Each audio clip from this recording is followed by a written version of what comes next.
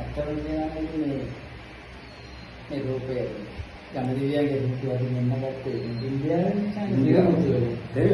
නිරමුතුවේ මෙන්න රසතහන්ටම මේක අපිටම කියලා හදවපු එකක්. මේ කිරිගරු මේ කියන්නේ මේ මරියානාගාරේ කිලෝමීටර් 8ක් යටින් තමයි මේ පාෂාණය 7ක් යටින්. ඒ අට ඇතුළේ තමයි මේ පාෂාණය හම්බෙන්නේ. يعني දුගිලි ටිකෙන් පේනවා මොකද යට පිටිලා. අනිවාර්යයෙන්. ඒක පිළිගන්නවා. මේ පැඩයක් තියෙනවා නේ. අනිවාර්යයෙන් බලන්න ලස්සන. බුදු පිළිමේ කොච්චර කල් වෙනවද මේ කබඩ් එකේ කියලා. මේක හිමාලයේ අවුරුදු 100 ගාණක්. ඒ කියන්නේ ජීවන් කරලා තියෙන්නේ. ඒ කියන්නේ අර උඩින් යන හාමුදුරුවෝ කියන්නේ. ඔව්.